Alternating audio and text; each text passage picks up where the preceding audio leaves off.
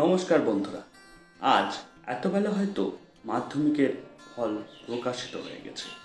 অনেকেরই ফল ভালো হয়েছে, সাফল্য পেয়েছেন, তাদের সকলকে অভিনন্দন। সেই সাথে যারা সাফল্য পেলেন না তাদেরকেও অভিনন্দন। যারা সফল হতে পারলেন না, মাধ্যমিক পাশ করতে পারলেন না, তাদের সকলকে একত্রে অভিনন্দন। কারণ মাধ্যমিকের উপরে জীবন থেমে থাকবে না। তোমার জীবনে আগামীকালও আসবে, আগামী ভোরবেলায় সূর্য উঠবে এবং একটা নতুন দিন আসবে। যারা সফল হলেন তাদের সকলকে অভিনন্দন। তোমাদের প্রত্যেকের জীবনের বড় পরীক্ষায়, প্রথম পরীক্ষায় সাফল্য পেয়েছ, তাই তোমাদের সকলকে অনেক অনেক অভিনন্দন। সেই সঙ্গে প্রত্যেক মাধ্যমিক পরীক্ষার্থী সকলকে অনেক অনেক অভিনন্দন। তোমরা সাহসিকতার সঙ্গে নিজেরা জীবনের প্রথম পরীক্ষাটা অ্যাপিয়ার করেছো, প্রথম পরীক্ষাটা দিয়েছো। সেই কারণে সকলকে অনেক অনেক অভিনন্দন। যারা সফল হতে পারলে না, যারা পাশ করতে পারলে না, তাদের উদ্দেশ্যে প্রথমেই বলে রাখি, যারা পাশ করোনি তাদেরকে আবার পরীক্ষা দিতে হবে, আবার পাশ করতে হবে। That simple. শুধু মাধ্যমিক পরীক্ষায় একটা ব্যাক আসা বা ফেল করা মানে জীবন থেমে থাকা নয়। এমন কিছুই আসবে যাবে না। মাধ্যমিকে ফেল করেছো মানে কিচ্ছু আসবে যাবে না। এটাই সত্যি, বাস্তব। কালকে তুমি বা আগামীবার তুমি ঠিক পাশ করবে, ঠিক হয়তো ভালো করে পড়লে ভালো রেজাল্ট করতে পারবে এবং তোমার জীবনে চলার পথে এগিয়ে যেতে পারবে। তুমি 11-এ ভর্তি হতে পারবে, তুমি উচ্চ মাধ্যমিক পাস করতে পারবে, তুমি মাধ্যমিকের যেই পরীক্ষাগুলো মাধ্যমিক পাশের পরীক্ষায় আর কি, মানে জীবনে চলার পথে কম্পিটিটিভ এক্সাম বা যেই কাজে মাধ্যমিকের সার্টিফিকেট লাগবে বা মাধ্যমিক পাশের সেই মার্কশিটটা লাগবে, সেগুলো মানে দেখাতে পারবে।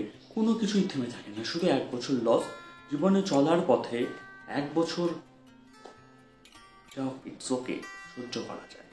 কারণ এত বড় হয়েছি, আর একটা বছর যদি একটু বেশি যায় বা একটা কিছু হয়তো হবে না বা গেলেও সেটা সহ্য করতে হবে, যাতে আমার 1 বছর সুন্দরভাবে অতিবাহিত করতে পারি। সেই প্ল্যানিংটা করতে হবে, সেইভাবে পথ চলতে হবে। যার যার পরিস্থিতি হয়তো এক নয়।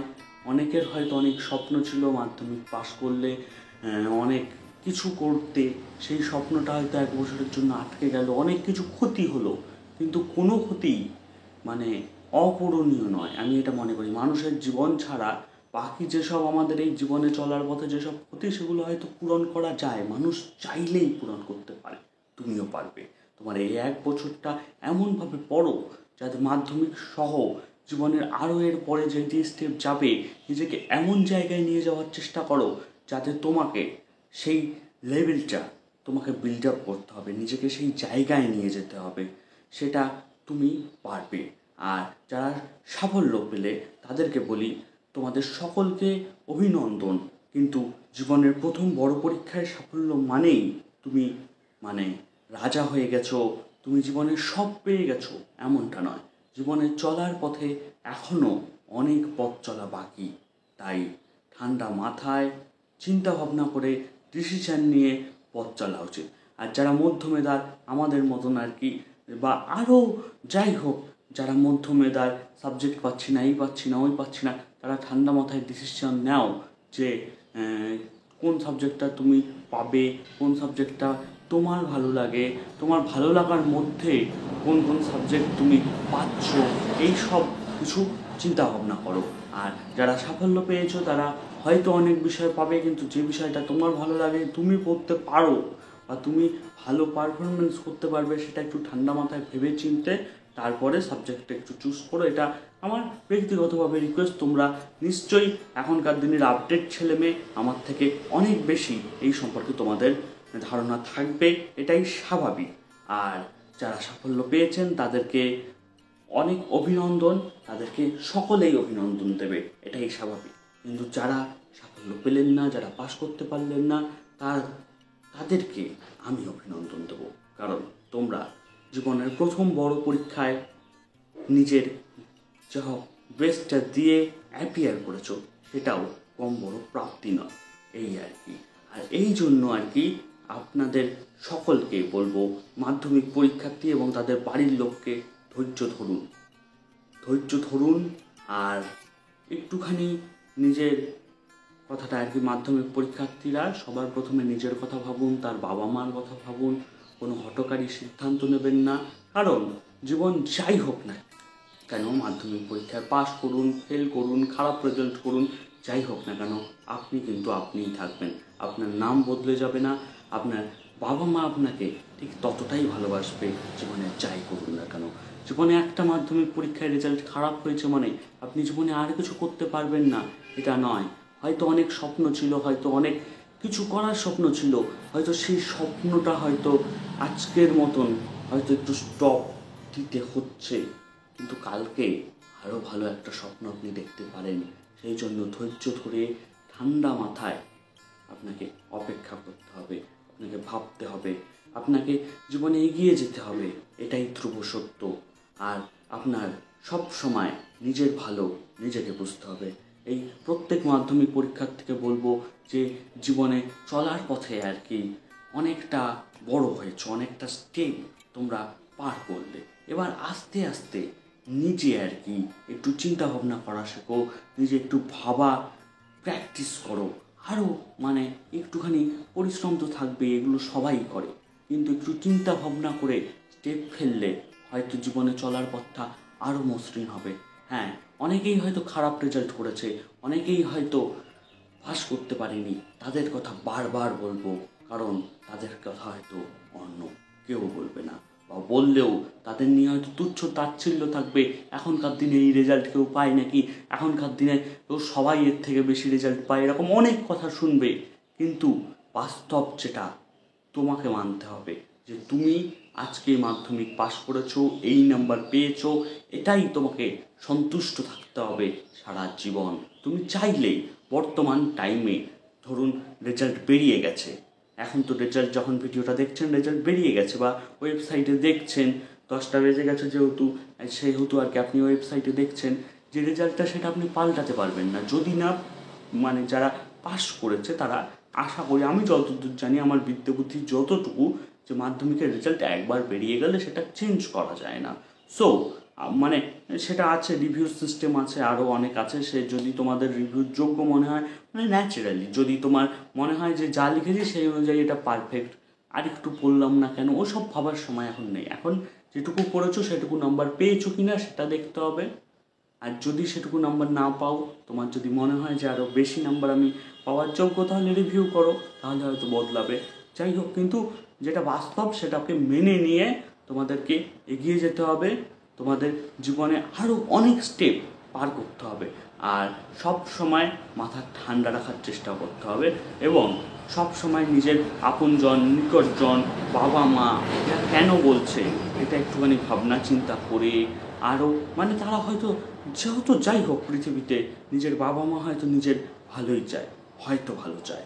আমরা হয়তো এখন সেটা যখন বলে হয়তো সেটা হয়তো কোনো কারণে বুঝতে পারি না, বা নানান কারণ হতে পারে, মত পার্থক্য থাকতেই পারে, জেনারেশন গ্যাপের কারণে বা বিভিন্ন কারণে, কিন্তু দিন শেষে হয়তো তারা আমাদের ভালোই চান।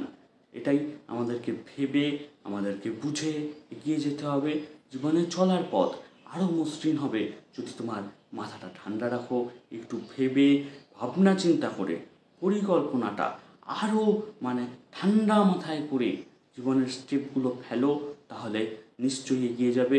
আর জীবনে চলার পথে এরকম অনেক চড়াই উতরাই আসবে, কোনো কিছুই আর কি মন মাফিক হবে না, এটাই বাস্তব। তুমি যেটা চাবে সেটাই যে 100% পাবে সব সময়, সেটা কখনোই সম্ভব নয়। কিন্তু যেটা পাবে সেটা নিয়ে সন্তুষ্ট থাকলে দেখবে অনেক বেশি, মানে যেটা তোমার ফল আর কি পেয়েছো সেটা নিয়ে যদি তুমি হ্যাপি থাকার চেষ্টা করো, তাহলেই হয়তো বেশি স্যাটিসফ্যাকশন আসবে। হ্যাঁ, হয়তো জীবনে অনেক কিছু আজকে পর যারা তুলনামূলক সেরকম সাফল্য পেলে না, বা অনেক যারা সাফল্য পেলে তারা হয়তো আরও অনেক হাই লেভেলের টার্গেট করেছিলে, সেই টার্গেটগুলো অ্যাচিভ করা হবে না, কিন্তু অন্য আরও অনেক টার্গেট আছে। টার্গেটটা চেঞ্জ করো, পরিস্থিতির উপরে বাস্তব যেটা তোমাকে সেটা মেনে নিয়ে যেটা করা উচিত ঠান্ডা মাথায় করো, গুরুজনদের পরামর্শ নাও, শিক্ষক শিক্ষিকার পরামর্শ নাও, সিনিয়র দাদা দিদি প্রত্যেকের পরামর্শ নাও এবং ঠান্ডা মাথায় নিজের ডিসিশন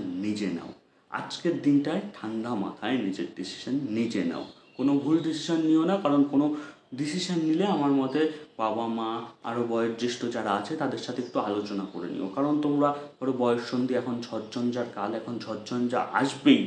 সো তোমাদের আর কি একটা ভুল ডিসিশান নেওয়ার চান্স থাকছে। সো সবার সাথে একটা এক্সপার্ট ডিসিশান আর কি, বা এক্সপার্টদের সাথে কথা বলে তোমরা নিজের ভালো যেটা আর কি মনে হবে সেটাই করো। এটুকু আমি ব্যক্তিগতভাবে মনে করি, সেই কথাবার্তা আর কি আজকে বললাম।